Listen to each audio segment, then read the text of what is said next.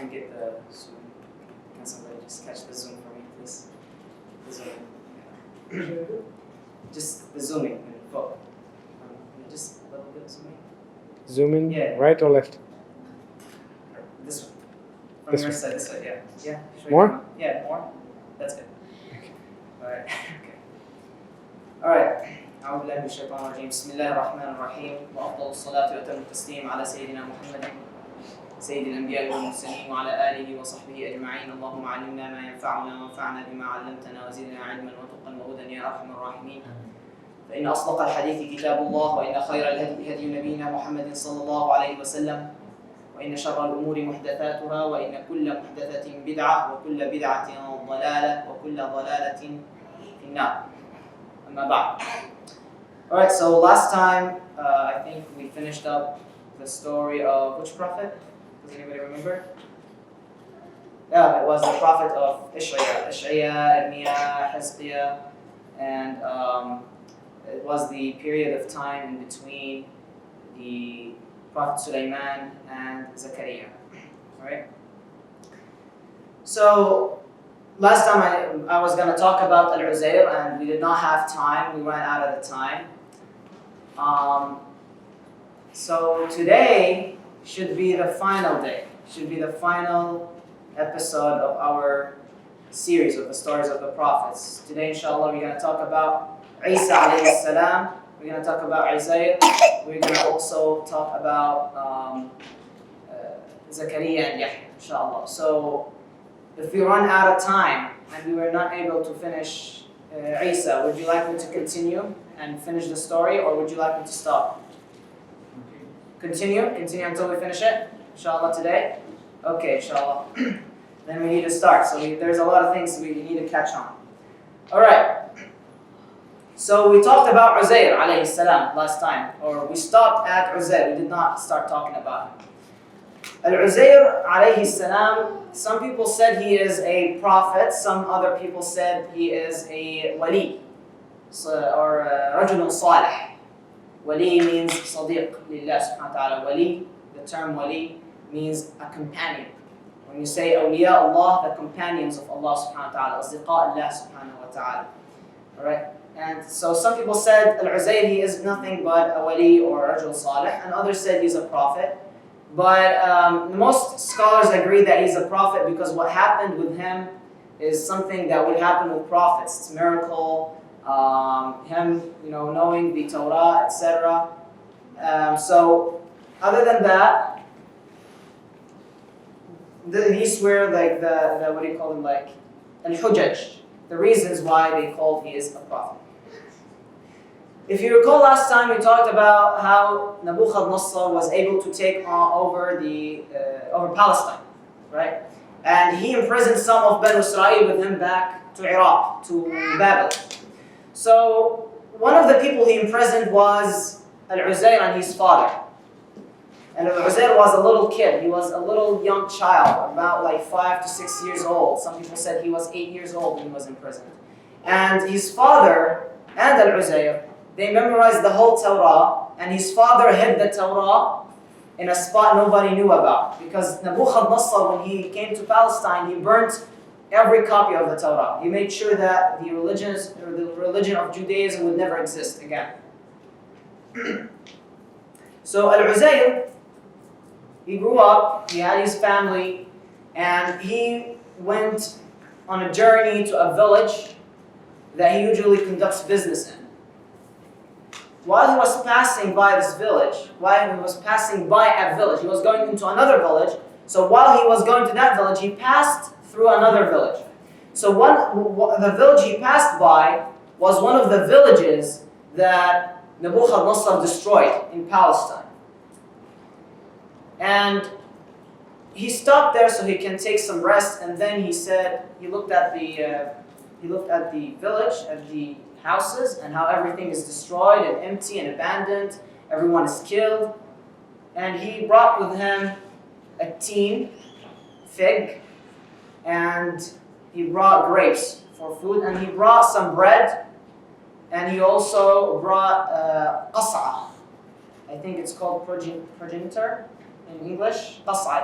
It's like a shallow bowl, you know, usually made out of wood or made out of metal.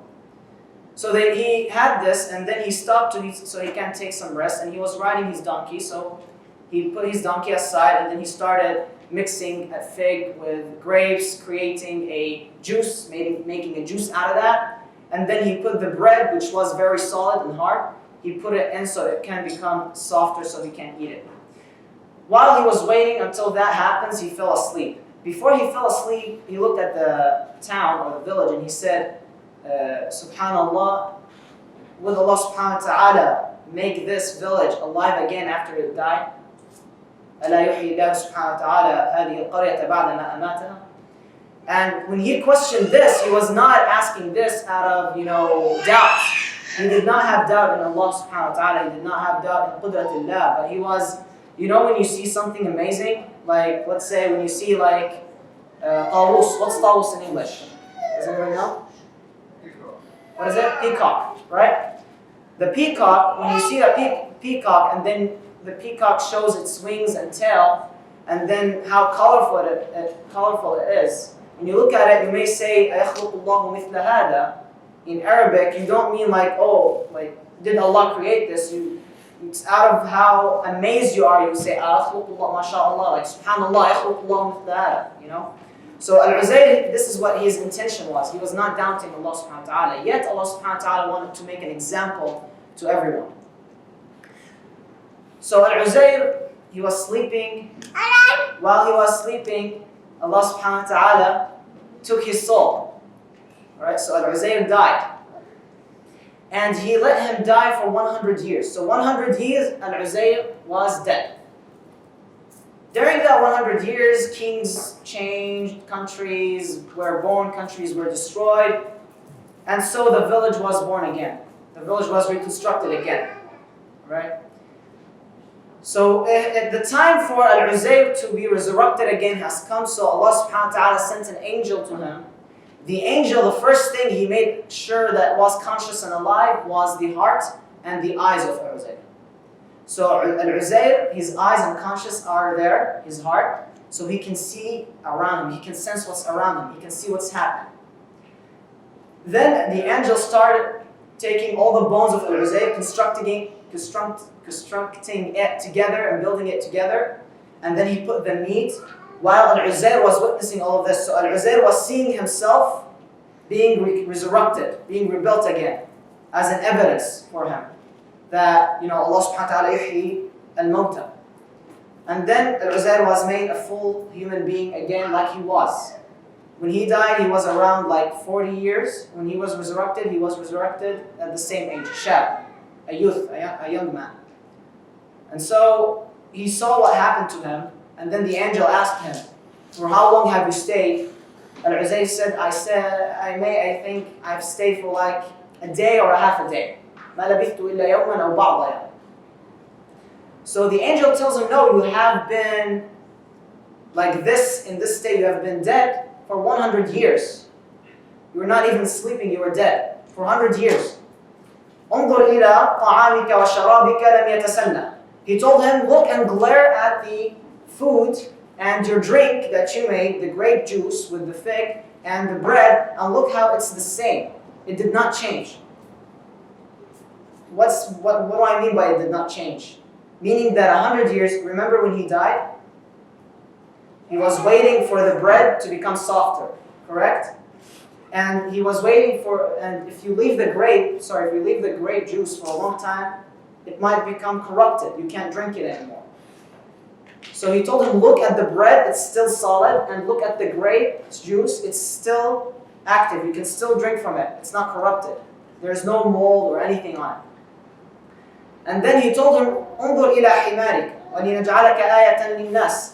Stare at or glare at your donkey. So the donkey was dead, the bones were shattered everywhere, the meat is melted. So the angel tells him, look at it. So he looks at the donkey, and then the bones of the donkey from everywhere comes and start constructing the skeleton of the donkey. So the skeleton of the donkey now is complete. and then he witnesses how the meat is being built, or it's overlaying the skeleton of the donkey. And then he witnessed how the skin of the donkey started covering the meat.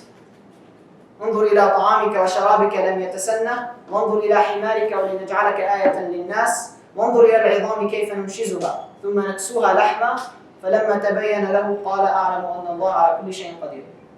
Stare at the meat, how we're at the bones, how we're covering it with meat, and then when he witnessed the glory of Allah subhanahu wa ta'ala and qudratullah, Allah subhanahu wa ta'ala ability, he said, I know now for a fact, Allah subhanahu wa ta'ala can do whatever. Inna Allah ala kulli shay'in qadir. He can do whatever he wants, and he can do whatever because he's capable of everything. So now he returned back home. On his way, he went into the village that he saw was abandoned, destroyed, a ghost town basically.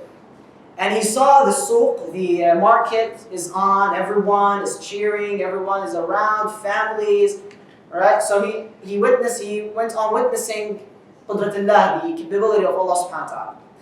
When he reached his hometown in Iraq, alright, he came into his house.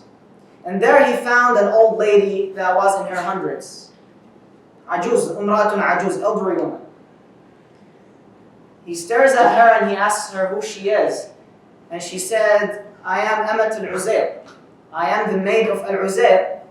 And he said, oh, so you know who's Al-Uzair? She started crying. He told her, why are you crying? So she said, Al-Uzair, we have missed him for 100 years. He went out of the village, he never came back.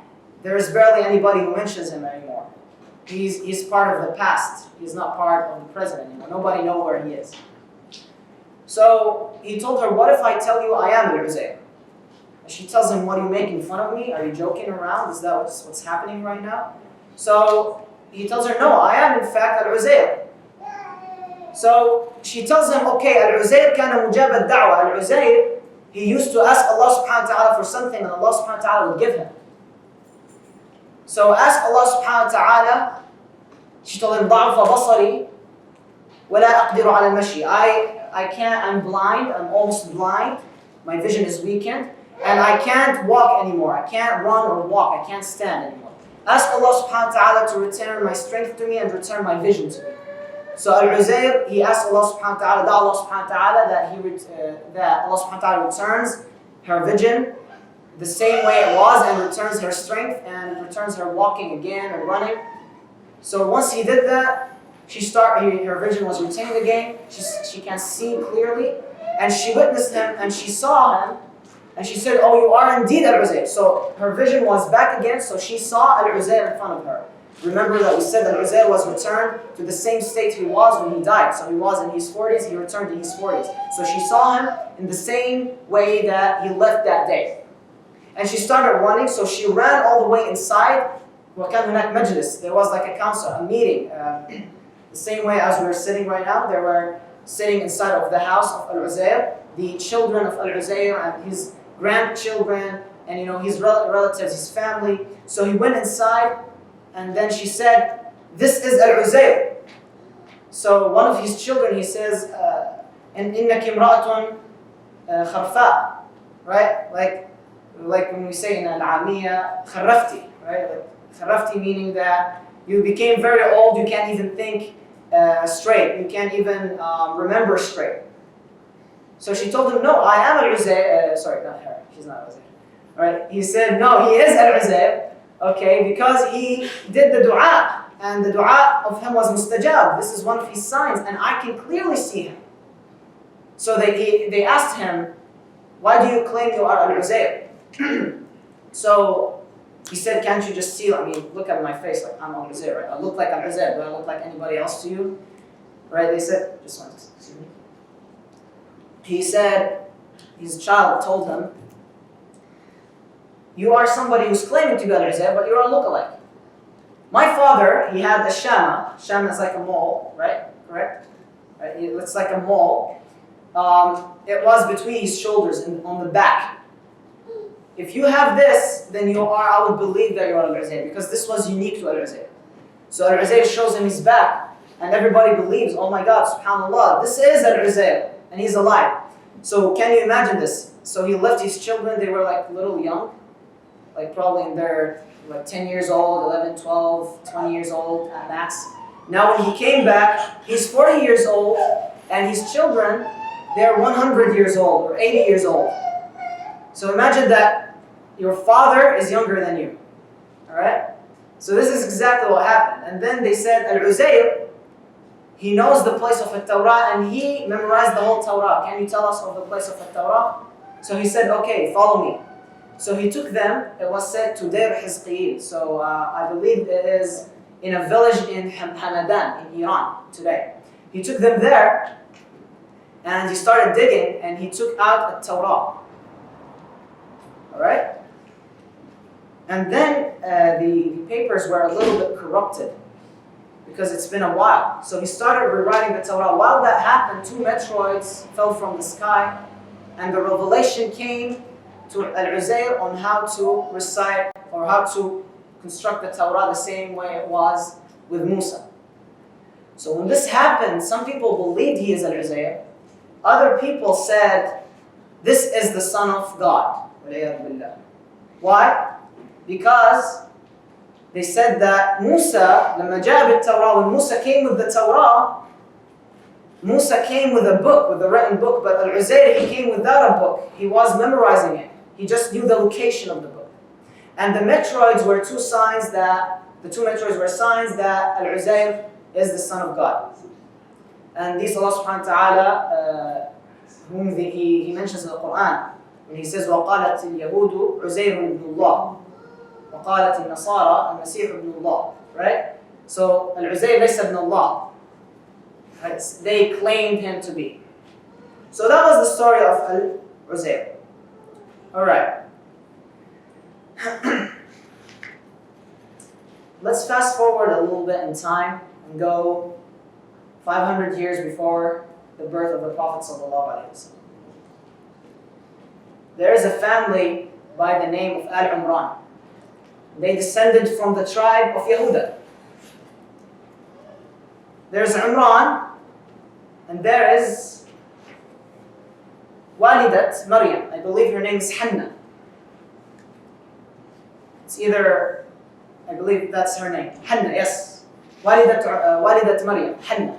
So Imran and Hannah, husband and wife, living normal life. Imran was a man to be known by Banu Israel, to be a man who was religious, who followed the path of Allah subhanahu wa ta'ala. He had a very great position among his people, the Banu Israel.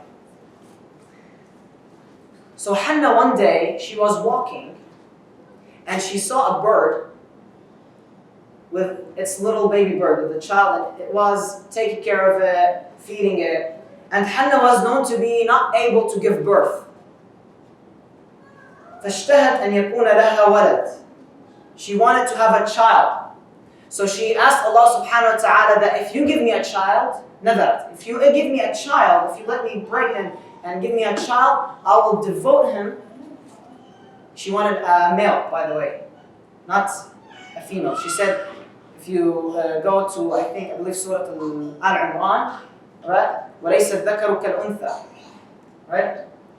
So she wanted a male at first, and she said, I want to devote him into worshipping you. He's going to be in Bayt al-Maqdis, in Masjid al-Aqsa. He's going to stay there, he's going to just worship Allah subhanahu wa ta'ala, doing nothing but worshiping Allah subhanahu wa ta'ala.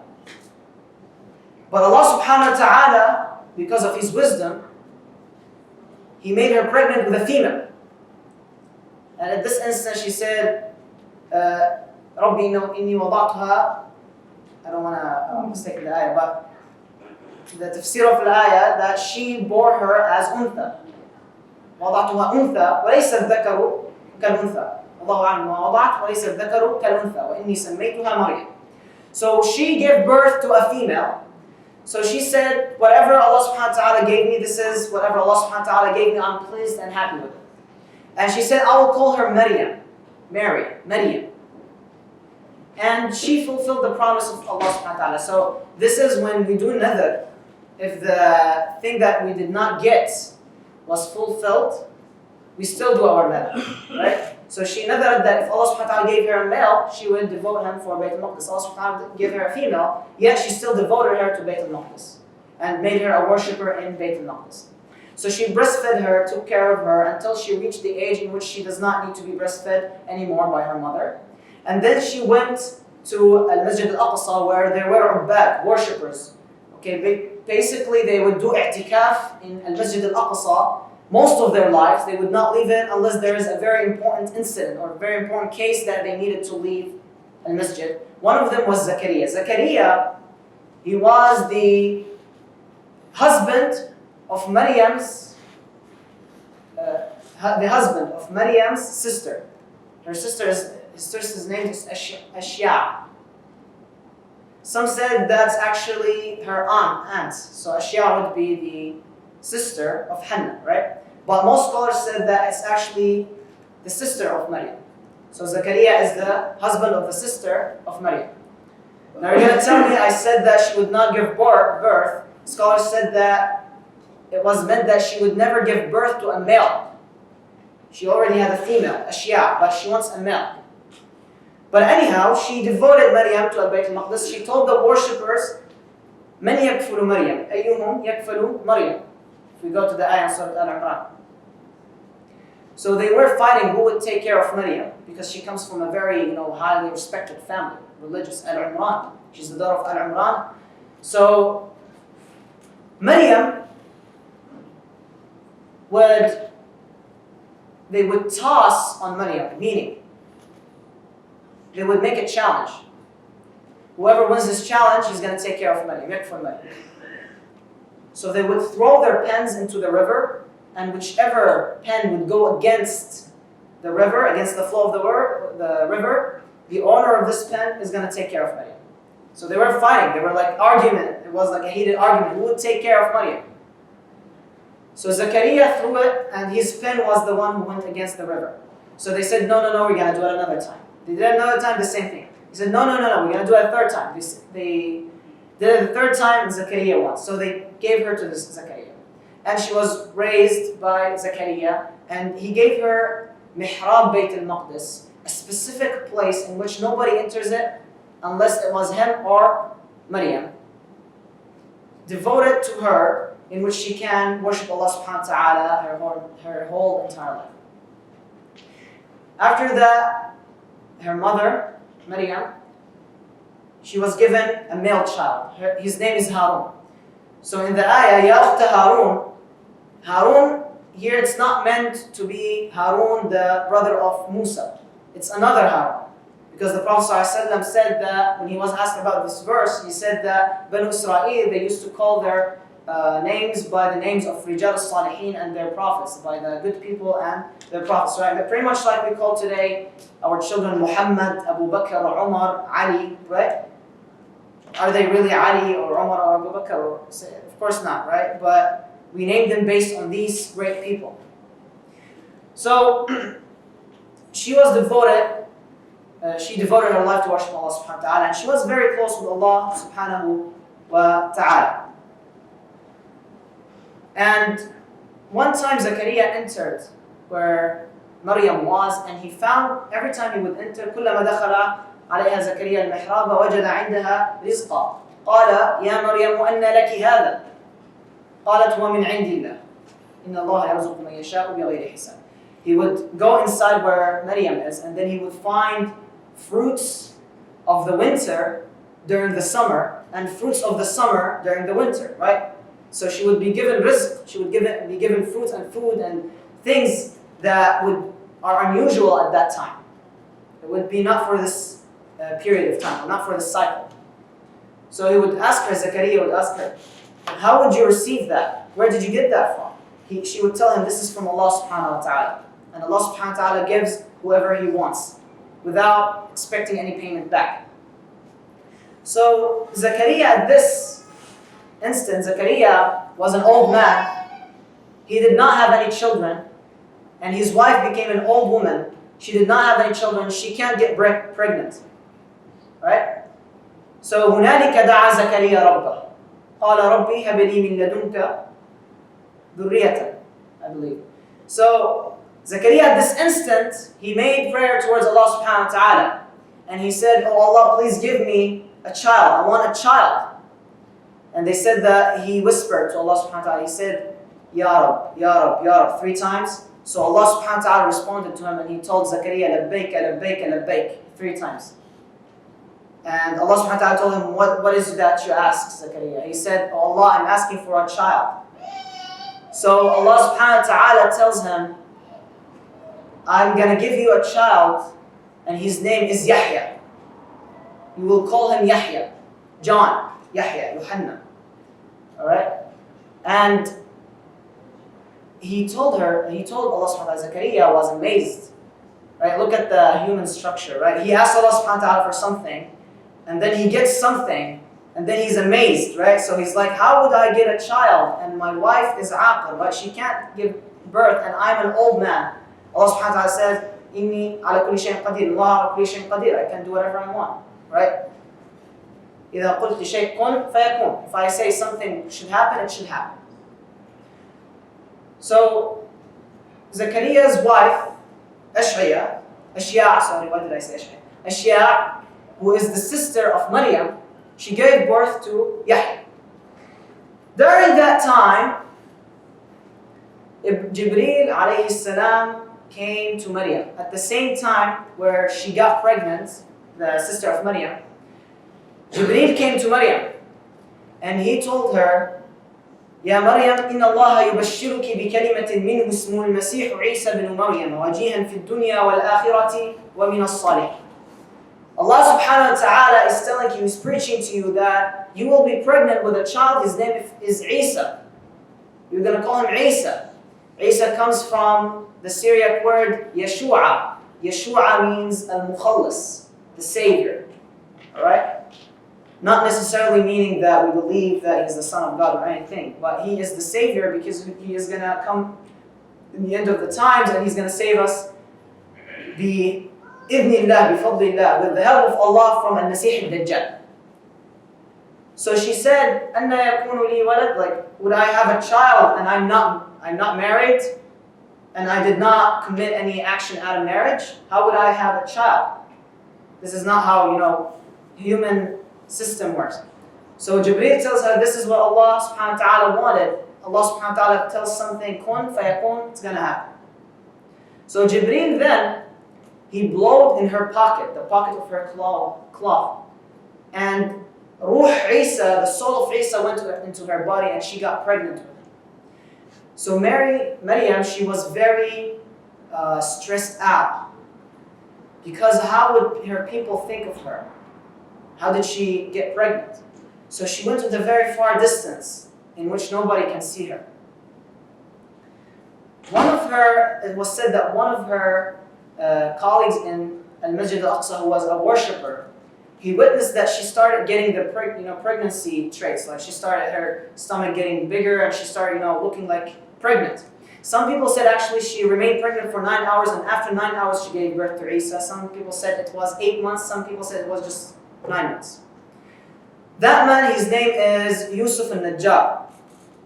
If we know this name, this is the name of the figure in the Bible who is said to be the fiancé of Maryam. And this is false. Maryam was not married at all. She did not have a fiancé, she did not have a husband, nothing.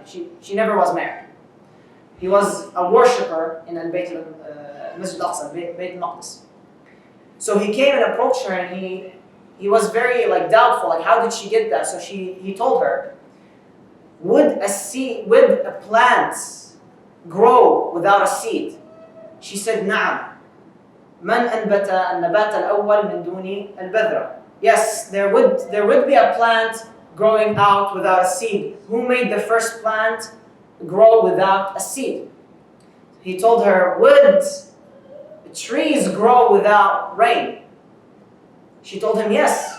Who created the first trees on earth and it was without rain? He told her, all right. I'm going to be straightforward with you, okay? Would there be a child, a pregnancy without a father? She said, yes. Who created Adam without a mother or a father? So أقامت عليه الحجة. She gave him the strongest evidence. And some said that actually Zakaria is the one who asked her that. But most scholars agreed upon that it was Yusuf. So then she went and met Ashia, her sister. And she witnessed the pregnancy of her sister, and they met to speak together on how Allah subhanahu wa ta'ala blessed them and gave them this ability to be pregnant, like in a very, what do you call it, like it's a natural instance, right? Like she is not married and she got pregnant, and without, of course, hasha lillah an takuna baghiya, right? She did not commit any adultery. And then the other one, Shia, her sister, she became pregnant without her being able to actually bore a child anymore. And then Ashia and Maryam told each other that they can hear their children doing tasbih inside of them. And then Ashia told Maryam, she told her sister Maryam, she said, I can see Yahya inside of me. He is doing sujood. He's bowing down to the infant inside of you. يعظم عيسى عليه السلام سيدا. So Yahya was born and Isa was born. We're going to go now with Yahya before we continue with Isa, because we're going to witness how Yahya was killed. Alright? So, do you know in the verse in Surah Maryam, when Allah subhanahu wa ta'ala said, وَسَلَامٌ عَلَيْكَ وَسَلَامٌ عَلَيْهِ يَوْمَ وُلِدَ وَيَوْمَ يَمُوتُ وَيَوْمَ يُبْعَثُ حَيًّا, and peace to him be on the day he was born, the day he will die, and the day he will be resurrected alive. Why did Allah subhanahu wa ta'ala say that? Because the most toughest moments in human life are those three times. When you are born, because you're inside the rahim, inside of your mother, and you are used to this environment. Why do you think that a child would cry when he's out, when he's born? Because of the new environment, he cries. There's a lot of chaos, a lot of loudness. He's not used to this. So Allah subhanahu wa ta'ala is saying that when Yahya and Isa are going to be born, they're not going to cry. They're going to feel at peace. وَيَوْمَ يَمُوتُ, it's a tough time for you as well. Some people don't die easily. Allah subhanahu wa ta'ala said they're going to feel at peace. They're not going to have it tough. وَيَوْمَ يُبْعَثُ حَيًّا, it's a tough time because people are screaming. Some people would go to hell, some people would go to heaven, nobody knows. Allah subhanahu wa ta'ala said that they're going to feel at peace. They're not going to scream, they're not going to be doubtful about where are they going to go.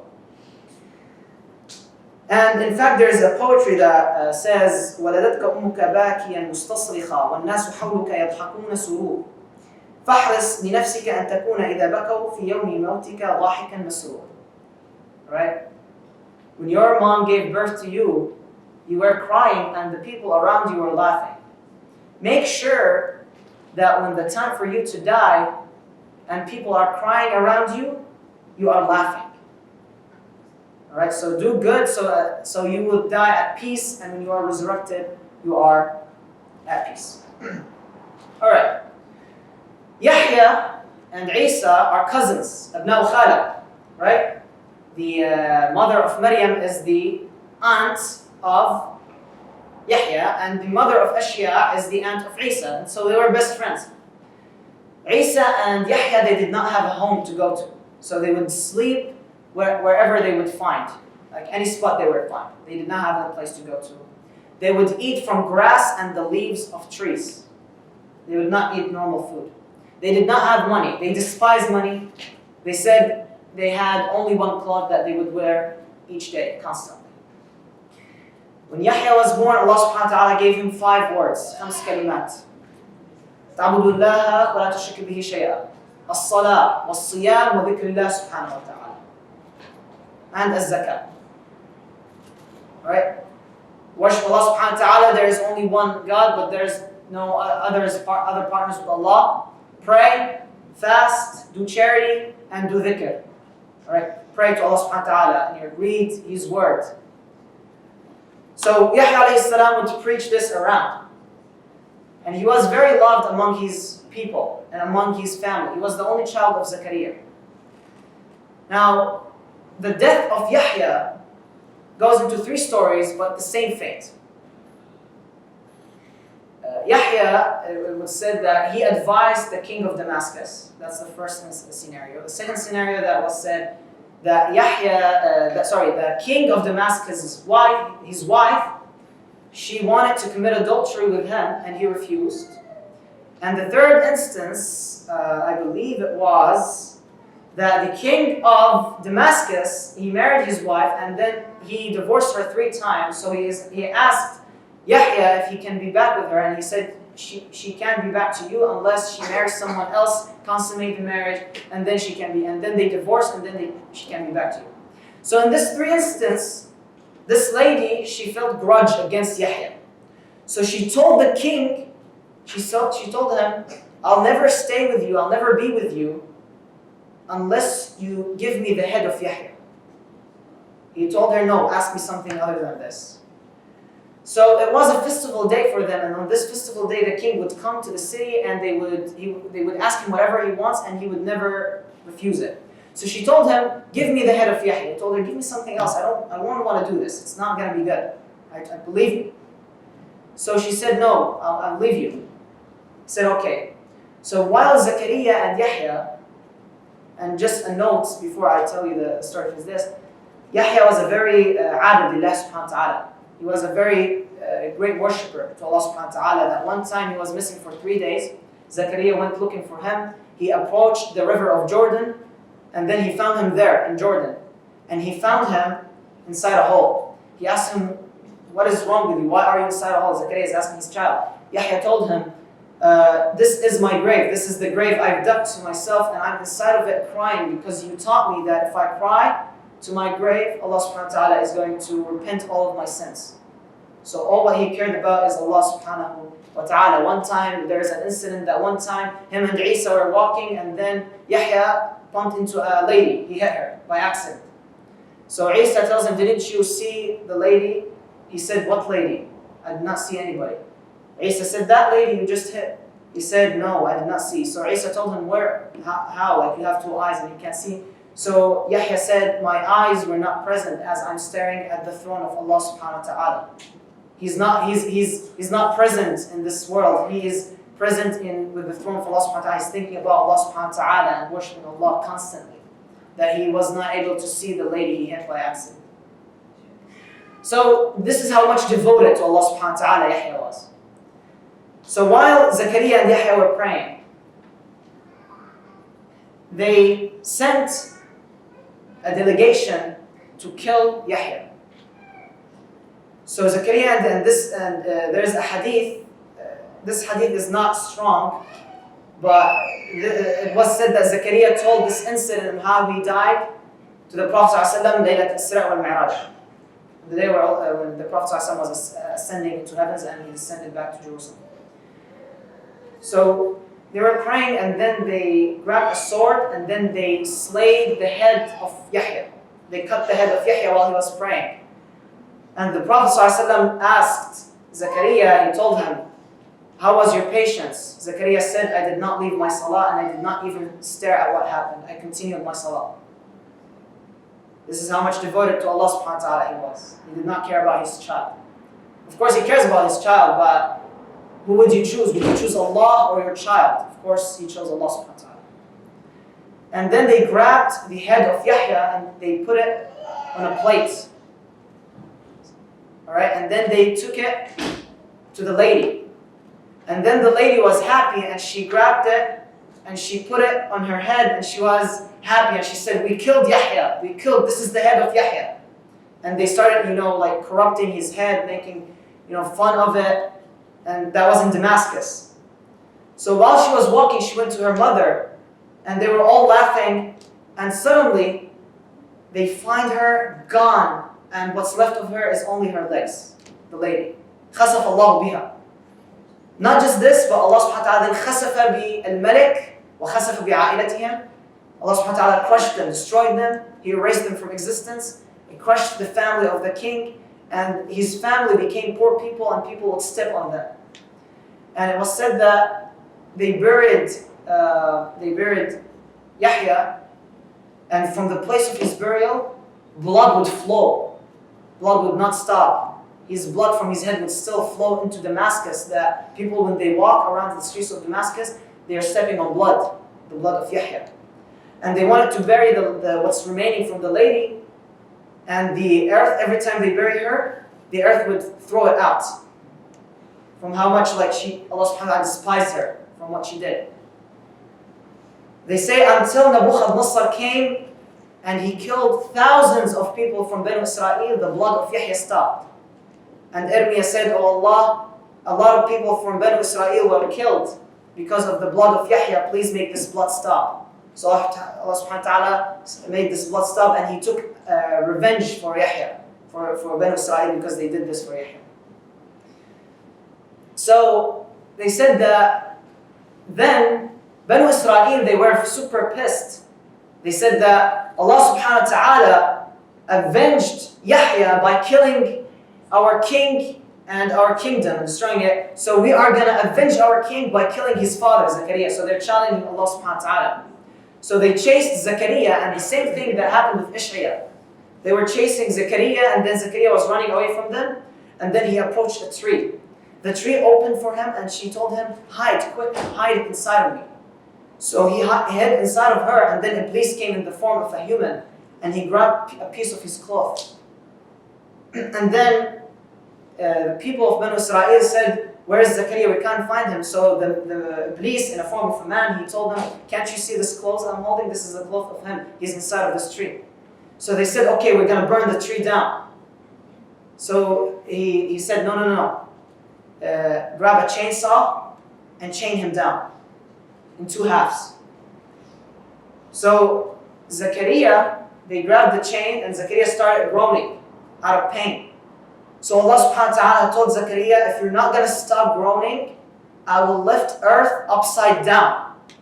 I will destroy everything on earth because of you groaning, because of your people killing you. I will take vengeance from you." So Zakaria wanted to have mercy. These are the prophets. He wanted to have mercy among the people. So he stopped groaning. And he was killed by Banu Israel. He died. Now let's go to Isa alayhi salam. And of course, by the way, Yahya is buried, his head is buried in Damascus. Today, if you go to Al-Masjid al-Amawi in Dimashq, may Allah subhanahu wa ta'ala bring peace to Syria and Dimashq. You go to Al-Masjid al-Amawi, you're going to find like a shrine that is made for the head of Yahya alayhi salam. I remember when I was 5 years old, that's a funny story for you. I was 5 years old when I went there. And then in Syria, I don't know why they do this. There's like this, they do like I believe like it's a box or something. And then there's like a sphere on top of it, if I remember correctly. So I saw this with like a lot of shrines around Damascus, around Syria. So I asked my father, Allah yarhamu, may God bless him. I told him when I saw this, I was like, "Hey Dad, is this sphere the head of Yahya? Is that where they put him at?" He told me, no. This is like amama, like they would put on top of the grave, like a turban. He's not. This is not his head. His head is actually buried down. So when they were constructing a Masjid al-Amawi during, I believe it was Al-Walid ibn Abdul Malik, the Umayyad Caliph, they had to take out the head of Yahya. So they can't make a shrine for him inside of the masjid, because the shrine of Yahya is inside the masjid. It's inside. It's like in the middle. So they took the head out, and they said the skin is the same way as it was. The blood is still flowing. It's like he was just killed right now. So Isa alayhi salam. So we talked about how Isa was born. No, we did not talk about how Isa was born. Okay. So she was pregnant with him. She went beneath a palm tree. And the Prophet ﷺ, he gave us a special tawsiyah, like he told us, take care of palm trees, because the dirt of palm tree, when the Prophet ﷺ said this hadith, he said, take care of your aunt, the palm tree. Ammatikum an-nakhla. Why? Because the dirt that Adam was made from is the same as the dirt that the palm tree is made from. So the palm tree is our aunt, technically, because we were made from the same dirt. So she went to that palm tree, and the time for her to give birth to Isa has come and she started screaming. She said, يَا لَيْتَنِي مِتُّ قَبْلَ هَذَا وَكُنْتُ نَسِيًّا مَنْسِيًّا. I wish that I died before this incident. Because the fitna, the people would call her out, and because of how tough it was. فَنَادَاهَا مِنْ تَحْتِهَا. Alright, some said it was Isa, because people said that, the scholars said that Isa would actually talk to her, when he wasn't her body, and that she would hear him do tasbih. That لَا تَحْزَنِي قَدْ جَعَلَ رَبُّكِ تَحْتَكِ ثَرِيًّا. Allah subhanahu wa ta'ala has made a river flow beneath Maryam. وَهُزِّي إِلَيْكِ بِجِذْعِ النَّخْلَةِ تُسَاقِطْ عَلَيْكِ رُطَبًا جَنِيًّا. Right? Shake the palm tree, you're going to get fruits and eat from this fruit. So Maryam did this, she gave birth to Isa, and then she went back to her people. She went to where her people were in Jerusalem. He was born in Beit Lahem. And then there she went to Al-Quds. At Al-Quds, they saw her and she said, they told her, who is this infant? Where is he from? We did not know that you commit adultery. يا أخت هارون ما كان أبوك امرأ سوء وما كانت أمك بغية. Your father was not a bad guy. Your mother was not one who would commit adultery. You did not come from a family who was like this. Allah subhanahu wa ta'ala, when He gave this blessing to Zakaria, He told him to not speak to the people 3 days. And the same thing with Maryam. He told her to not speak with people. And Zakaria would actually tell them about Yahya through writing. Some said through sign language.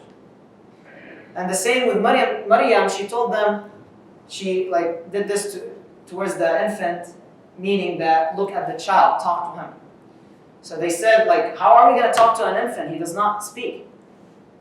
So Isa alayhi salam spoke. He was just born, minutes ago. And he spoke. And he said, the first thing he said, what was the first thing he said?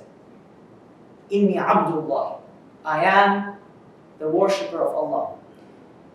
Do you know what's the most fancy title the Prophet ﷺ, Muhammad, the Prophet Muhammad ﷺ has? Abdullah, the worshipper of Allah subhanahu wa ta'ala. That's the most fancy title. Because the Prophet ﷺ, he is the perfect creation. He's the perfect creation. What do I mean by perfect creation? Meaning that the Prophet, he would not mistake, ma'soom, he would not sin. Of course he would mistake because he's a human, but his mistakes are not like us. Alright? His mistake was when he abasa wa tawalla, and then when he forgot to say inshallah. Those were his mistakes. And we should not say, I should apologize, we should not say mistakes on the Prophet ﷺ. We're not even at that level to say that he's a mistake. The Prophet ﷺ is the most perfect creature to be created. And we are replicas. We're copies. We're fake. And we are trying to be as perfect as the Prophet. If the perfect creation is a worshipper of Allah, Abd, his fancy title is Abd, why are we striving to become kings? We should strive to become Abd, Lillah subhanahu wa ta'ala, worshippers of Allah subhanahu wa ta'ala, perfect worshippers. So anyways, this is the first thing that Isa said. Inni Abdullahi, atani al-kitaba wa ja'alani nabiyya, wa ja'alani mubarakan, aynama kuntu, wa awsani bis-salat. So he said, I am the worshipper of Allah subhanahu wa ta'ala. I was given the book. I was made a prophet. I was told to pray. So he spoke to them. So they were amazed. Who's this infant? What a miracle. When Maryam gave birth to Isa alayhi salam, a great star approached in the sky. And light would come from her that it would be seen in Damascus and Persia. That the king of Persia asked Al-Kahana, asked the priest, what's going on? They said there's a great man was born in Bilad al-Sham, in the Levant. So he sent gifts. And then on the way they met with the king of Damascus. And then the king of Damascus said, for whose these gifts are? And they said these gifts are for Isa alayhi salam, who was born. And he asked, what's up with that? And they told him. So the king of Damascus was scared, terrified of this guy. So he sent delegation to kill Isa alayhi salam. So Allah subhanahu wa ta'ala revealed to Maryam, go to Egypt, live there until it's safe. So she went to Egypt until he was 12. Isa. During that time, they lived in like what seemed like a hotel, basically, in which like poor people would live in. So the owner of this place, he would find his money missing. Somebody stole it. They would not be able to know who stole it. So Isa alayhi salam would go to a blind guy, and he would go to a man who's handicapped, he can't walk. And then he would go to the blind guy and he would say, take this seat and make this man who can't walk, help him out. So the blind man said, no, I can't do this. Isa said, that was not the case a few moments ago when you took the money. And they searched this guy and they found out that he actually stole the money. So people glorified Isa. That was a great man. One time they had wine. They put wine for everybody to drink. And Isa alayhi salam was walking by. He disliked that there was wine, so he would hover his hand above the wine, and it would become a good drink that would not make you drunk. And people drank from it, and they said, this is a very delicious drink. So they made him even more glorified. They liked Isa at a young age.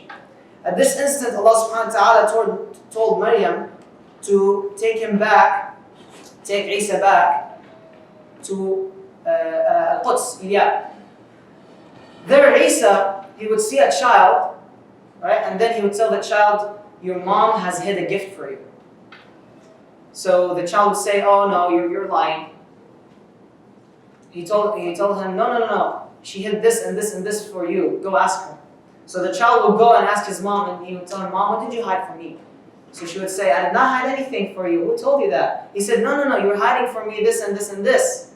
She said, how did you know? Who told you that? He would tell her, Isa alayhi salam. So this incident happened a lot. So the people of Israel, they would say, Isa is corrupting our children. So they gathered all of their children into one house. So one time Isa is walking, and then he hears noise coming from this building where all the children are. So he would ask one of Banu Israel. So Banu Israel, they did not want Isa to know that the children are there. So he would ask, who are these? What's going on there? So they would say, oh, these are pigs and monkeys. So Isa said, okay, then they're pig and monkeys. So Allah subhanahu wa ta'ala heard this, and he turned the children into pigs and monkeys as a punishment for the people of Israel. I don't know why the people of Israel really like to be turned into pigs and monkeys. Alright? So then Allah subhanahu wa ta'ala revealed the gospel and Injil to Isa. Isa was 30 years old, 30 years old. And the gospel was revealed on Ramadan 18th, the 18th of Ramadan. At-Tawrah was revealed on the 6th of Ramadan to Musa. And when was Al-Quran revealed? Laylat al-Qadr, right? Some people say 27th of Ramadan. So one time Isa alayhi salam was asking Allah subhanahu wa ta'ala, قال Isa ya Rabb, ma tuba? What's tuba? Allah subhanahu wa ta'ala said that this is a tree that I put with my hand. I put the seed for it in my hand. فهي للجنان كلها أصلها من رضوان وماؤها من تسنيم وبردها برد الكافور وطعمها طعم الزنجبيل وريحها ريح المسك من شرب منه شربة لم يظمأ بعدها أبدا. This is a very special tree in which there is great food that comes from it, very delicious drink that comes from it, that if you drink, you would never feel thirsty again. So then Isa alayhi salam told Allah subhanahu wa ta'ala, can you please let me drink from it? So Allah subhanahu wa ta'ala tells him, no, I'm sorry, I can't let you drink from it at the moment. Muharramatun alayk. So Isa said, why? Because Allah subhanahu wa ta'ala tells him, the first prophet who would drink from it is Muhammad sallallahu alayhi wa sallam. And the first nation to drink from it is Ummat Muhammad sallallahu alayhi wa sallam, us. And Allah subhanahu wa ta'ala tells him, Khayru al-umam ummat Muhammad. We are the best nation. In fact, the Prophet sallallahu alayhi wa sallam said, Ana da'watu Ibrahim wa bushra Isa. Injil, gospel, means bushra. You know when there's good news coming to you? It means good news. And Injil came as a delivery of good news to the world that Muhammad sallallahu alayhi wa sallam is going to come. And Ibrahim said, Rabbi ja'al min dhurriyati nabiyyan. So the Prophet ﷺ said that Allah subhanahu wa ta'ala answered the prayer of Ibrahim alayhi salam, and I am the answer, and I am the good news that Isa delivered. I am the Injil. This is why it was said that the Prophet ﷺ kana Qur'anan yamshi. كان خلقه القرآن وكان قرآنا يمشي. والإنجيل كلام Allah, by the way. Gospels, not the one that we know today because it's corrupted, but the Gospels originally, they are the word of Allah subhanahu wa ta'ala. So in fact, the Prophet ﷺ would be also the word of Allah subhanahu wa ta'ala walking around. كان خلقه القرآن. Right? His manners are like that of the Quran, that of the word of Allah subhanahu wa ta'ala. Now, I think we need to skip a lot of this. Maybe not. Okay. So, one time Allah subhanahu wa ta'ala told Isa alayhi salam, I will ascend you to me. Isa tells him, Oh Allah, why are you ascending me to you? Allah subhanahu wa ta'ala tells him, because I am leaving you until the day of judgment, or before the day of judgment in which I will send you again. You are going to be with the greatest nation that ever has been. You are going to descend at the time of prayer, but I will forbid you. It's forbidden upon you to pray, to lead the prayer. Because the person who would lead it has to be from the nation of Muhammad. Because the nation of Muhammad, their prophet, is the last prophet of humanity and there is no other prophet after them. So if Isa would lead us when that time comes, it would mean that he's a prophet. Isa, he was a prophet during that time. When he comes again, he's not going to be a prophet. He's not going to be a prophet anymore. His task is not to be a prophet. His task is to be a khalifa, a king. Alright? One time, Isa alayhi salam was sleeping at a rock. And remember, Isa alayhi salam, he would eat from the grass and the leaves, and he did not have a home. So he was sleeping on a rock, his head on a rock. He's using it as a pillow. So Iblis comes to him and he tells him, didn't you say that you are going to leave ad-dunya wa ma fiha? Didn't you say that you left dunya and whatever is in dunya, you don't want anything from this earthly life? Isa said, yes, I said that. So Iblis tells him, well, this rock that you're sleeping on is part of dunya. So then Isa, he stands up, he takes this rock and then he throws it and he tells Iblis, this is for you and your dunya, I don't want it anymore. He sacrificed it. Another time, Iblis comes to him, to Isa, and he tells Isa, what was that you know al-ghayb? So Isa tells him, I do not know al-ghayb. Allah subhanahu wa ta'ala knows al-ghayb, and I just say what Allah subhanahu wa ta'ala tells me. So he said, oh, this is from you, oh God. So Iblis is telling Isa, you're the God. Isa says, no, I'm not no God. Allah is the God. Then Jibreel descends and he hits Iblis with his wing. So again, Iblis tells him, what this is that you resurrected a dead body again. You are a God. So Israfil descends and hits him. Again, Iblis comes to him and then he asks him the same thing and he tells him, you are a God. So Isa said, no, I'm not God. Allah is the God. And then Mikael comes, descends, and then he hits him with a wing. And then Iblis says, I have never suffered in my life other than this time in which I suffered at the hand of Isa ibn Maryam. So Isa ibn Maryam alayhi salam, he ordered al-Hawariyun. Do you know what's al-Hawariyun? Al-Hawariyun are the 12, what do you call them in English? Hawariyun.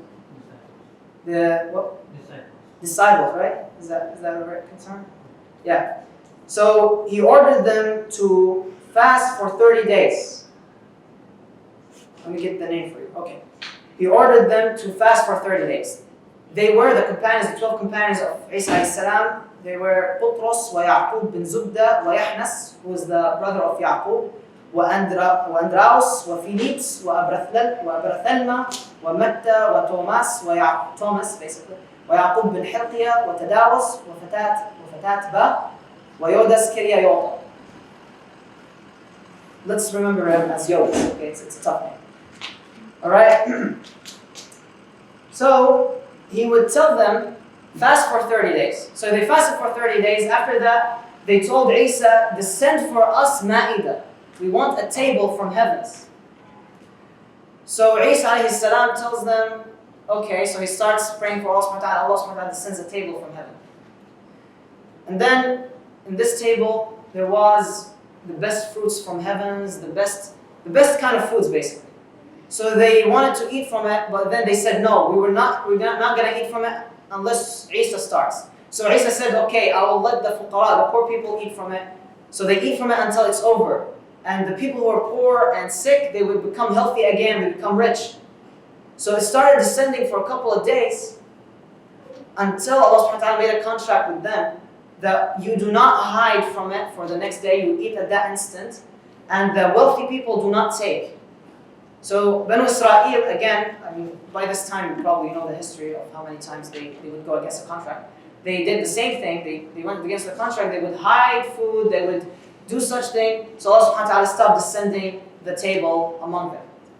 One time, the Hawariyun, the people, the friends of Isa, they would say, where is Isa?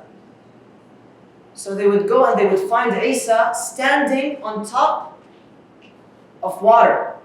He was walking on water. So they say, oh Prophet of Allah, how did you do this? He said, I stood on water with Iman. With Iman, with my belief. So they wanted to go into water and stand on it, and they drowned. And they said, oh Prophet of Allah, we are drowning. How is this happening? How are you standing and we're not? He said, go revise your Iman. Because your Iman is not full yet. Isa alayhi salam was also walking one day, and then he found a lady. She was crying. And he asked her, what's the deal with you? Why are you crying? She said, I have only one daughter and she's dead right now and I wish she was alive. Isa tells her, would you like me to resurrect her again? She said, yes, please. So then he started praying 2 rak'ahs, and then he asked Allah subhanahu wa ta'ala, and then the grave shook. And then Isa asked Allah subhanahu wa ta'ala again, and then the grave opened. He asked Allah subhanahu wa ta'ala again, and then she rose from the grave. And he said, why did it take you so long? 3 times. She said, the first time when you asked, my bones were being gathered. The second time, my meat was getting together. Alright, and I woke up and my soul was put into my body. The third time, I was very terrified that my hair turned gray because I thought it was the day of judgment. And then she turns to her mother and she says, why did you do this to me? Why did you want me to feel the pain of death twice? And she told her, oh mother, be patient. So she asked Isa to ask Allah subhanahu wa ta'ala to take her again, die again, and to take her to heavens, and so that happens. One time they were asking Isa about Nuh alayhi salam and the boat, the ark. So Isa alayhi salam, he told them, you know what? I'll give you hard evidence. So Isa alayhi salam calls on the resurrection of Sam ibn Nuh. Remember Sam ibn Nuh, the child of Nuh alayhi salam? He called on his resurrection, so Allah subhanahu wa ta'ala makes him alive again. And Sam ibn Nuh starts reciting to them what happened exactly, and then he dies again. So let's conclude this, inshallah, with the Isa alayhi salam ascension to heaven. So you have seen by this time how Isa alayhi salam has a very important position, right? Isa has a very important position. So the people of Banu Israel, they were very annoyed with him. They had envy. They had a grudge. Why is this guy his favorite? Why is he calling us for this? In fact, there was an organization known by the name Al-Firisiyin, the Frisians. Now, these people, remember last time I said they corrupted the Torah, Al-Yahud? These people followed on the corrupted Torah, and they would practice black magic and they would worship Iblis. So they wanted to kill Isa alayhi salam. One of Isa's companions, his name is Judas. He told the Roman government where Isa alayhi salam is so they can kill Isa. So Allah subhanahu wa ta'ala told Isa, I will send you right now. So Isa alayhi salam called on all of his companions and they made supper. It's known as the Last Supper, if that's familiar with you. And then when the Roman soldiers came in, شُبِّهَ لَهُمْ كُلُّ أَصْحَابِ Isa, all of the companions of Isa, they looked like Isa alayhi salam. So they did not know who's Isa, so they said, who is Isa? So the story goes like this. It's either that Judas, the one who snitched on Isa alayhi salam, was taken, or Isa said, that who would sacrifice himself for me and he would have the same level as me in heaven. And one of them sacrificed himself. But people say it's actually the man who snitched on Isa. He was taken by the Roman soldiers because they thought he looked very similar to Isa, and he was crucified. So Isa was not crucified. وَمَا قَتَلُوهُ وَمَا صَلَبُوهُ وَلَكِنْ شُبِّهَ لَهُ. He was not crucified, he was not killed. And then they took him, crucified him on the cross, and the guy who snitched on Isa, not Isa, Isa alayhi salam ascended to heaven. Allah subhanahu wa ta'ala took him to him. So Isa alayhi salam, in fact, he's living right now. He's alive. He's not dead. He's alive today. But he's in heaven. And then Maryam alayhi salam would cry on the body of this person who was crucified. So Jibreel would come to her and he said, "Why are you crying?" She said, "I'm crying, my child was killed." He said, No, he's alive. On this day, you're going to meet Isa. On this place, in this place.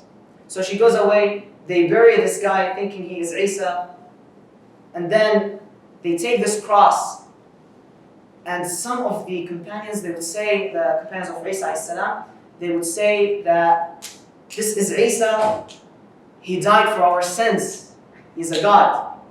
The Frisians who corrupted the Torah and found the corrupted Torah, they would spread among the people who believed in Isa this. And the first city to believe in Isa is Antakya and Toch in Syria today.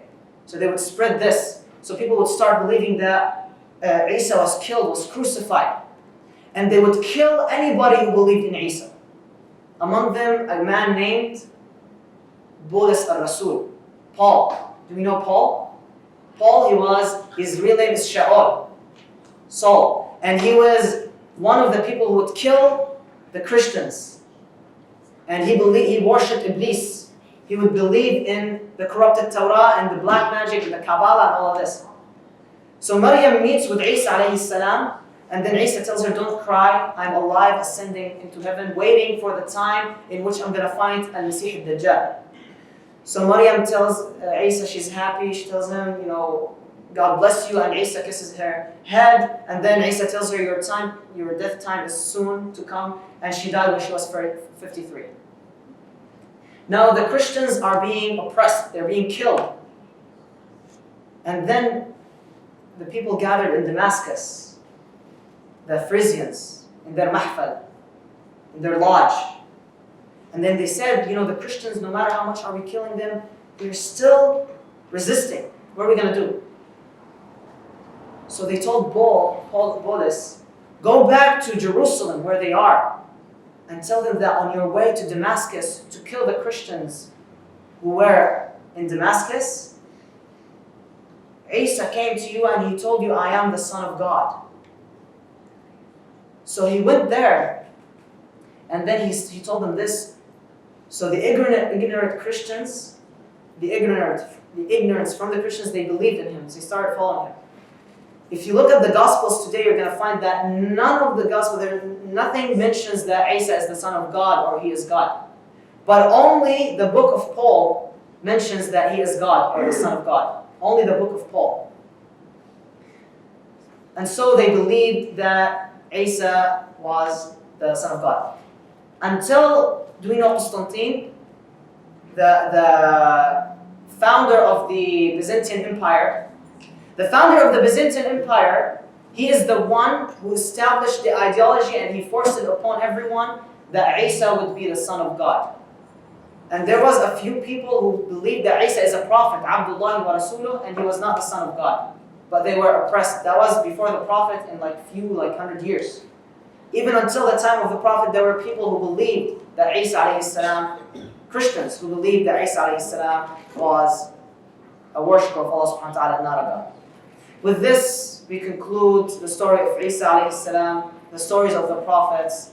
Today is the last day of the stories of the prophets. Inshallah, alhamdulillah ta'ala, we finished talking about every single prophet, even those ones who are not commonly known. Alhamdulillah ta'ala. If you want to know what's the fate of Isa, he's going to die after ruling 40 years, the Muslims, during the Day of Judgment. Just as a note, there is a fourth grave beside the Prophet ﷺ. The Prophet ﷺ is buried, right? And then next to him is Umar. And then next to him is Abu Bakr. There is a fourth grave, by the way. Umar bin Abdul Aziz, he wanted to be buried there. Aisha wanted to be buried there, but they were forbidden to do so. When they were asked, they said, this is the grave of Isa alayhi salam in Medina. So Isa alayhi salam is going to come, he's going to rule from Jerusalem. He's going to kill Ad-Dajjal at Bab Lud. And then, inshallah, all the world is going to be at peace, inshallah. And he's going to kill the pig, he's going to break the cross. And everyone is going to believe in Isa alayhi salam as the worshipper of Allah subhanahu wa ta'ala. He's going to die after 40 years and he's going to be buried in Al-Madinah, in Munawwara. May Allah subhanahu wa ta'ala bring peace, inshallah, and tranquility to the whole world, inshallah. Peace to Palestine, peace to Syria, peace to Iraq, alhamdulillah subhanahu wa ta'ala. We continue the story. The stories of the prophets we talked about should be role models to all of us. To the youth specifically. We have youth today, right? Don't we have youth? Where are the youth? I want the youth to raise their hand. Each youth raise their hand. Raise your hands. Raise your hand. Aras ya ammo ant shabab. Okay, so youth, do we promise inshallah to be role models to the next generation and to follow on the path of our role models, the prophets and the companions, inshallah? I mean, inshallah, I want to hear you at one voice saying yes, inshallah. Bi'idhnillah. Say bi'idhnillah at one voice. Bi'idhnillah. Bi'idhnillah. Alright? So if I don't know, the females, I don't think they would like to be shown on camera. Do you would like to be shown on camera, anybody? No? No? Okay. But let's get the guys. Come, the guys. I want you guys to come. The youth. Inshallah. We're going to end with this. We've been doing this since March, alhamdulillah. The stories of the prophets, alhamdulillah, we concluded this today. And as I said, Ya bani Adam la ta'budu ash-shaytan, innahu lakum aduwwun mubin. And we saw how they worship the devil. And we are worshipping Allah subhanahu wa ta'ala. So stand here in front of everyone. Right? Today I'm a youth myself, I'm 20 years old. Stand everyone. Everyone, come here. Why are you guys scared? Alright? Today I'm speaking, inshallah, these guys, they're going to be the sheikhs. Bidna ta'ala. Alright, inshallah, the parents of these people, encourage them. Alright, I want them, inshallah, I want the stories of the Prophet, I want the seers that I did, I want them to say it. Each one of them, I want them to recite these stories, recite the Quran for everybody. Great allamas, great shuyukhs. Yesterday we had Yusuf. He's a graduate from Al-Azhar al-Sharif. He has a PhD. He has a PhD from the Islamic in Islamic Studies from Harvard, and he will graduate from Zaytuna, inshallah. And this is Ahmed. He already graduated from Zaytuna College. Already graduated. Right? And this is Aham. And what's your name? Umar. All right. These are the youth of the Muslims. Inshallah, they will inshallah be of great glory to the Muslims. Bidna ta'ala. Inshallah, bidnillah ta'ala, inshallah, bidnillah ta'ala. So from now on we have Sheikh Yusuf. Please call him Sheikh Yusuf. Sheikh Ahmed, Sheikh Ayham, and Sheikh Umar. Inshallah. Please let's clap for the youth, inshallah. Bidnillah ta'ala, the great future, inshallah. These are the future of the Muslims. Jazakumullahu khairan. Thank you for coming for the stories of the prophets. Please make dua for me. Make dua for the youth. The most important thing is the youth. Most important thing. These are the blocks of a great civilization. We were a great civilization. I have a vision, inshallah. I have a dream. I have a vision that we are going to become even greater than we were before. We're going to be the capital of knowledge. Ummah Muhammad sallallahu alaihi wasallam ma'ruf anha annaha ummatu ilm wa ma'rifa. We're going to become greater than we were, inshallah, bi'idhnillahi ta'ala, a great civilization, and it's going to start with these guys. Jazakumullahu khairan wa baraka bikum wa ahsana ilaykum. Can we make one of the youth do the adhan, inshallah? Who would volunteer? Who volunteers? Who volunteers? Oh, Umar? Okay, Umar will make the adhan, inshallah. جزاكم الله خيرا وبارك بكم. اللهم اهدنا فيمن هديت وعافنا فيمن عافيت وتولنا فيمن توليت وبارك لنا فيما اعطيت وقنا واصرف عنا شر ما قضيت انك تقضي بالحق وانه لا يقضى عليك وانه لا يذل من واليت ولا يعز من عاديت تباركت ربنا وتعاليت. اللهم اقسم لنا من خشيتك ما تحول به بيننا وبين معصيتك، ومن طاعتك ما تبلغنا به جنتك، ومن اليقين ما تهون به علينا مصائب الدنيا.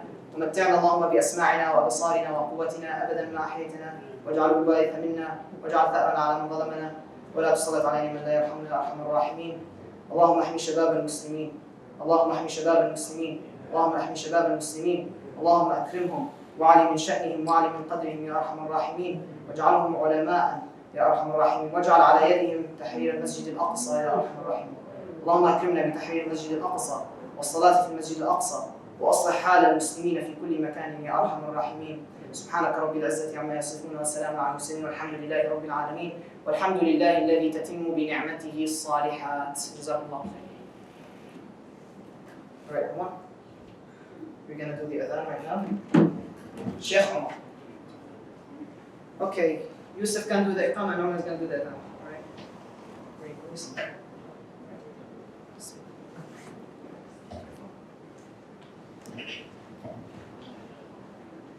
الله أكبر الله أكبر، أشهد أن لا إله إلا الله، أشهد أن لا إله إلا الله، أشهد أن محمدا رسول الله، أشهد أن محمدا رسول الله. حي على الصلاة، حي على الصلاة، حي على الفلاح، حي على الفلاح. قام الصلاة، قام الصلاة، الله أكبر الله أكبر، لا إله إلا الله. Let's start from him. Let's start from him. Let's start from him. Encouraging. We need to encourage. All right. Okay. Now let's do it. Adhan. All right. Let's do it.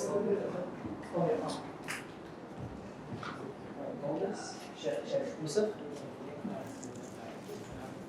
And I do apologize, by the way, for being late. I wanted to end this series today, inshallah, and